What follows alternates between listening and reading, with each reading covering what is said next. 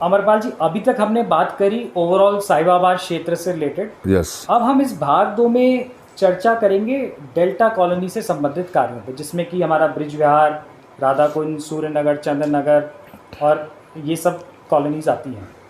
तो आप यहाँ से विधायक रहे हैं, तो सबसे पहले तो एक जो आपके समय में आपने जो 2012 से 17 के बीच में यहाँ जो डेल्टा कॉलोनी स्पेसिफिक जो आपके कार्य थे, उन पे आप एक प्रकाश डालें तो बहुत अच्छा रहेगा। देखिए 2012 से 17 तक जब आप देखेंगे कि सबसे पहले हमने दिल्ली की जो एंट्रियाँ हैं इनको चौड़ीकरण करा के इनको डबल कराने का काम किया।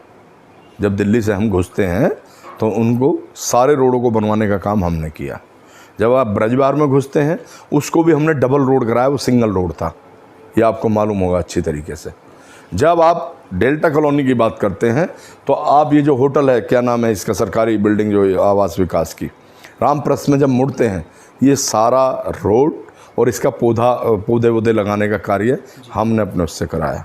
रामप्रस्थ के अंदर कितने सारे पार्क हमने डेवलप कराए, सूर्य नगर में पार्क हमने डेवलप कराए।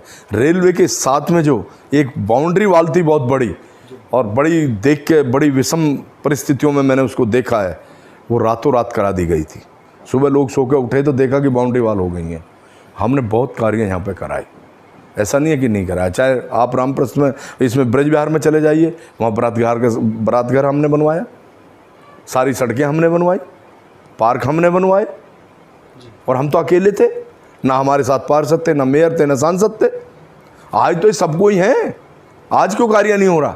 आज तो ज़्यादा काम होना चाहिए। जो इस क्षेत्र का जो सबसे बड़ा इशू है हमारे डेल्टा का, हम आए दिन सर्वे भी करते रहते हैं, तो यहाँ के लिए जो अभिशाप है इस क्षेत्र के लिए वो है ब्रिज विहार नाला।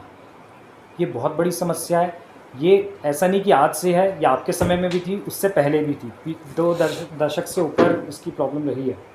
लेकिन इस बार जल भराव बहुत ज़्यादा हुआ है। लोग का पूरा हमारा ब्रिज विहार, रामपुरी और बहुत जगह जो है जलमग्न हो गया था और बहुत ज़्यादा प्रॉब्लम हुई है। 90% लोगों ने कहा इस बार समस्या बहुत ज़्यादा थी, बहुत प्रचंड थी, और लोग इतने ज़्यादा उत्साहीन हो चुके हैं इस चीज़ से कि इस बार उन्होंने इलेक्शन, जो विधायक इलेक्शन है उसका बॉयकॉट का भी उन्होंने कॉल दिया है, जो चल रहा है। तो अमरपाल जी, अगर आप विधायक बनते हैं आगे, तो आपका एक्शन प्लान क्या रहेगा इस नाले के? देखिए, जहाँ तक नाले की बात है, अगर जनता मुझे आशीर्वाद देती है, जनता मेरे पे भरोसा करती है, पहले तो डेल्टा कॉलोनी को मेरे पे भरोसा करना पड़ेगा। पहले डेल्टा कॉलोनी के लोगों को मेरे 5 साल और मौजूदा विधायक के 5 सालों का आकलन करना होगा। जब तक हम आकलन किसी का नहीं करते हैं और डिसीजन हम दलों के नाम पे कर जाते हैं, तो निश्चित रूप से हमारा विकास नहीं हो सकता। डेल्टा कॉलोनी के लोगों को समझना होगा कि वो एक दलगत से ऊपर उठें और विकास की राजनीति करें। और जहाँ तक इस नाले की बात है, ये नाला मेरी प्राथमिकता के अंदर है। गंगा वाटर लाना पूरे क्षेत्र में, ट्रांसेंडर में, और ये नाले को ख़त्म करना मीन्स कि ये जो इसमें से स्मेल आती है और जो इसका दुनिया भर का पोल्यूशन बनता है, इसको डैमेज करना, ये मेरी प्राथमिकता है। जनता को पहले मुझ पे भरोसा करना पड़ेगा। जनता को सोचना होगा कि इतने वर्षों से आप लोगों के पीछे चले आ रहे हैं, एक 5 साल ऐसे व्यक्ति को दे दो कि जो ये वादा कर रहा है आपसे कि अगर आपने मुझे अब का आशीर्वाद दिया तो मैं 2 साल के अंदर इस समस्या का निदान कर दूँ। अब ये तो जनता को भी करना पड़ेगा, और जनता हमें आशीर्वाद देगी नहीं, और क्वेश्चन आप हमसे करोगे, मौजूदा लोगों से करोगे नहीं, जबकि वो सारी की सारी चैन एक है, तो कैसे विकास होगा? हो ही नहीं सकता।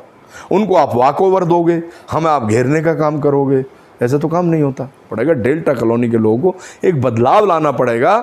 मौजूदा विधायक, मौजूदा सांसद एक ही बात कहते हैं कि हमें इनके काम कराने की ज़रूरत नहीं है, ये पार्टी को वोट देते हैं, हम पार्टी से टिकट ले आते हैं, बात खत्म।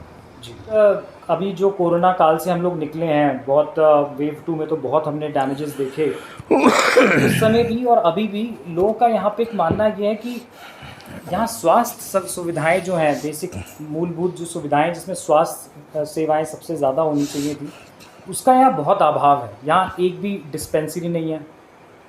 महाराजपुर में 2-2 डिस्पेंसरी हैं, वहाँ वैक्सीनेशन के लिए लोगों को जाना पड़ता था। तो आपका इस विजन में, इस स्वास्थ्य सेवाओं से रिलेटेड डेल्टा कॉलोनी के लिए क्या विजन रहेगा? देखिए, जहाँ तक स्वास्थ्य की बात आती है, मैंने शुरू से जब राजनीति में कदम रखा था, मैंने 2 चीज़ें हमेशा कहता हूँ कि जब तक हम दो चीज़ें, जनता के हित में काम नहीं करेंगे और उनको फ्री नहीं करेगी सरकार, हमारा विकास नहीं हो सकता। और वो दो चीज़ें हैं, एक शिक्षा और एक मेडिकल। दोनों चीज़ों पर हमें ध्यान देना होगा, मेडिकल पे भी और शिक्षा पे भी। ये हमारा दुर्भाग्य है कि ये क्वेश्चन आप मेरे से कर रहे हैं, ये क्वेश्चन मौजूदा विधायकों से, सांसदों से करते कि ये जो 1 साल 1.5 साल से कोरोना काल आया, एक का जवान चला गया, ऑक्सीजन के लिए लोग तड़पते रहे। आप लोग कहाँ थे उस समय भाई? घर में क्यों बैठे थे? आप तो जनप्रतिनिधि थे, आप अधिकारियों को क्यों नहीं आप लपेटे में लिया? अब हमारे क्षेत्र में क्यों ऐसी घटनाएं हो रही हैं? लेकिन जिससे आप क्वेश्चन कर रहे हैं, वो व्यक्ति 24 घंटे बैठ के लोगों को ऑक्सीजन उपलब्ध करा रहा था। वो व्यक्ति इस देश में सबसे पहले ऑक्सीजन के कंट्रैक्टर लेकर आया। उस व्यक्ति ने सबसे पहले लोगों को कंट्रैक्टर मुहैया कराए और फ्री में कराए, पैसे से नहीं। और वो क्या कर रहे हैं? उनसे सवाल नहीं कर रहे आप, फिर कैसे विकास होगा? सवाल मेरे से कर रहे हैं। मैं 24 घंटे अपने बेटे को अस्पताल में छोड़ के आपकी सेवा कर रहा हूँ कि मेरा बेटा हॉस्पिटल में है तो आपका बच्चा हॉस्पिटल में ना जाए, और सवाल मेरे से कर रहे हैं आप। जो सत्ता में बैठे वो लोग कह रहे हैं कि यहाँ ऑक्सीजन की कमी नहीं है, सवाल मेरे से कर रहे हैं आप। इतनी जनता मर गई, इतने लोग मर गए, इनका कौन जिम्मेदार है? आपने क्यों कानून ऐसा बनाया कि पहले आप कोरोना का टेस्ट कराइए तब आपका इलाज होगा? ये किसने लिया था कानून का, लागू किया था? आप बताइए, मुझे खांसी हो रही है, कुछ भी हो रही है, मैं इलाज कराने जा रहा हूँ, वो कहते हैं पहले कोरोना का इलाज करा कराओ, कोरोना की रिपोर्ट 6 दिन में आएगी, इतने तो मैं मर लूँगा। ये कौन सा कानून था? ये कौन सी शर्तें थी? जहाँ क्वेश्चन करने चाहिए वो आप नहीं कर रहे हैं। आपने एक भी क्वेश्चन ये किया कि इस कोरोना काल में जो लूट मची, अस्पतालों की लूट, जो दवाइयों की लूट मची, फेवी फ्लू एक टैबलेट का पत्ता जो 240 का आता था, 4-4 हज़ार में लोगों को उपलब्ध हुआ, बर्तन बिक गए लोगों के, वो क्वेश्चन किया? ये इस देश का सबसे बड़ा दुर्भाग्य है कि जहाँ से हम निकल के आए हैं उसके बारे में हम झांकते नहीं हैं, बस आगे की बात कहते हैं, चलो यार हो गया बस। इनसे हम कोई भी सबक नहीं लेते हैं। किस तरीके की लूट मचाई गई आप समझिए। क्या था सरकार के नीचे? अरे सरकार के नीचे सारे अस्पताल, आप 10 लाख दोगे तो बेड मिलेगा, नहीं तो बेड नहीं मिलेगा। लोगों ने डीलर छोड़ दिए अपने। ये क्या था? 40-40 हज़ार रुपये का गैस का सिलेंडर सरकार की नाक के तले। सरकार से इस बारे में कोई क्वेश्चन नहीं कर रहे आप, अमरपाल शर्मा से क्वेश्चन कर रहे हैं। अमरपाल जी, अपराध से रिलेटेड हमने बात करी, अभी थोड़ी सी ब्रीफली टच किया, लेकिन अभी जो देखने में मिल रहा है, जो डेल्टा कॉलोनी की जो व्यवस्था है, जो पुलिस की, वो पूरी चौपट दिखाई देती है इस समय। एक सर्वे भी हुआ था जो टाइम्स ऑफ इंडिया में पब्लिश हुआ था, जिसमें पूरे गाज़ियाबाद में साहिबाबाद खंड को 41 चोरियों के साथ पहला स्थान मिला था। यहाँ पे चेन स्नैचिंग हो रही है, और लोग से हमें जो पता चलता है, दैनिक अखबारों से पता चलता है कि लोग जाते हैं थाने, रिपोर्ट नहीं लिखी जाती है उनकी। ऐसे बहुत केसेस सामने आए हैं।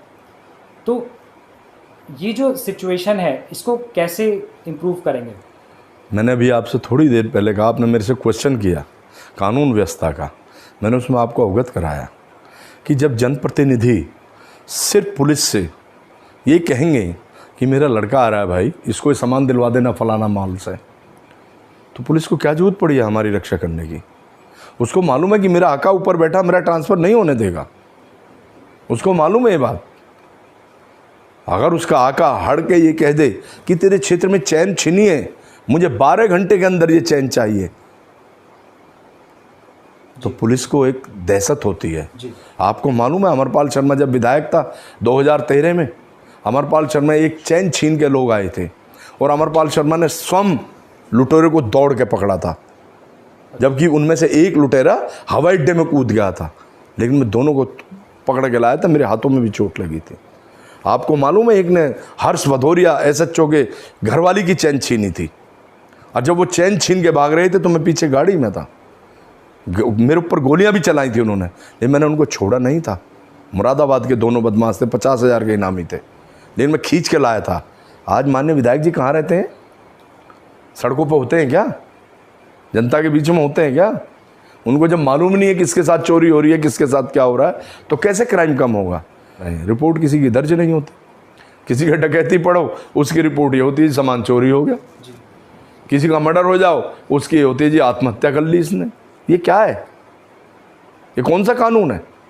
अब अपराध से आगे बढ़ते हैं अमरपाल जी। अब जो सूर्यनगर की जो एक मुख्य समस्या है यहाँ पे, वो है गंदे पानी की समस्या। गंदे पानी की सप्लाई होती है, कई जगह तो सप्लाई ही नहीं होती बिल्कुल भी। तो ये भी एक बहुत प्रमुख मुद्दा रहा है। तो इसके बारे में आपका क्या एक्शन प्लान रहेगा, क्योंकि ये मुख्य समस्या है, इसलिए मैं गिना रहा हूँ आपको। सर, ये जो पानी की समस्या है, मैं आपके माध्यम से सूर्यनगर की जनता से ही कहना चाहता हूँ, डेल्टा कॉलोनी की जनता से कहना चाहता हूँ, चाहे चंदन नगर हो, सूर्यनगर हो, रामप्रस्थ हो और राधा कुंज हो या ब्रज विहार हो, अगर मैं अपनी बातों से फिरूं तो मेरी इस चीज़ को रिकॉर्ड करके रखें और चुनाव होने के 8 महीने बाद मेरे से क्वेश्चन ज़रूर करें। अगर यहाँ की जनता मुझे आशीर्वाद देती है, मैं प्रॉमिस करता हूँ हर एक के घर में टाइमली पानी आएगा और गंगा वाटर आएगा, कोई गंदा पानी नहीं आएगा, ये मैं प्रॉमिस करता हूँ। और मैंने पहले भी कार्य करके दिखाए हैं।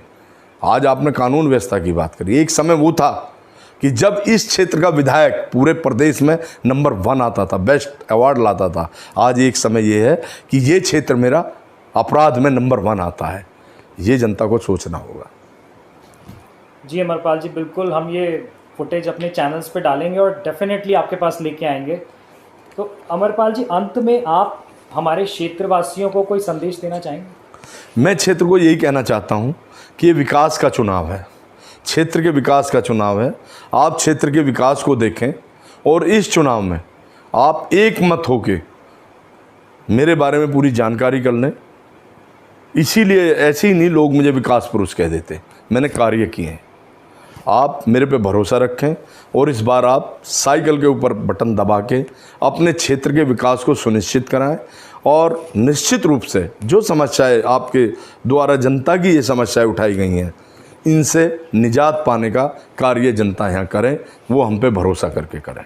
यही मैं जनता से अपील करता हूँ, यही निवेदन करता हूँ कि आप मुझ पे भरोसा रखें और एक एक वोट आप ये तय कर लें कि हम अपने विकास के लिए वोट कर रहे हैं।